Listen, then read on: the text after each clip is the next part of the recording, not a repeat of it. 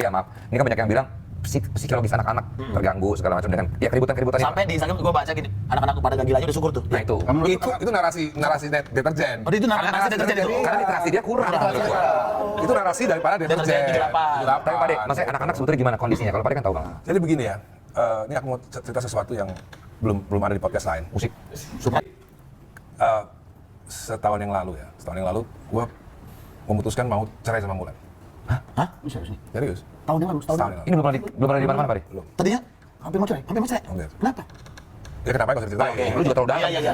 Tapi tanya lagi lu cerai sama saya kenapa? Oke. Lu juga kena juga. Pokoknya Lu juga kena. Udah kita gak perlu tahu ya. pokoknya ada ya. pokoknya nggak seperti cerai lu lah pokoknya. Iya, pokoknya ini- alasannya nggak kayak lu lah Oke. pokoknya. Pokoknya ini mau cerai nih. Kayak gue juga enggak, kayak dia juga enggak. Beda-beda manusia itu. Terus Gue kumpulin akhirnya dulu.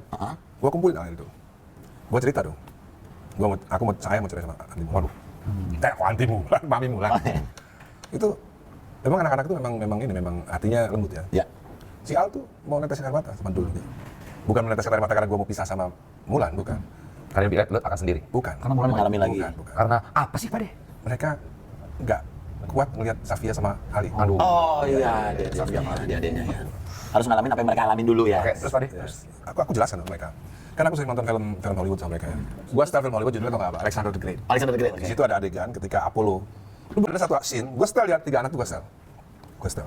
Gua play. Ada di situ Apollo bapaknya lagi nyeritain kepada Alexander the Great masih kecil.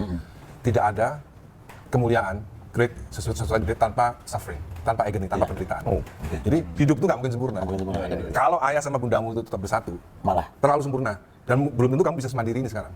Jadi gua jelasin itu, hidup tuh nggak ada yang sempurna gitu. Terus reaksi mereka gimana? Ya mereka kan masih kalau buat kita kan mereka kan masih piek-piek kan sebenarnya kan. Apalagi LL itu yang paling piek menurut gua.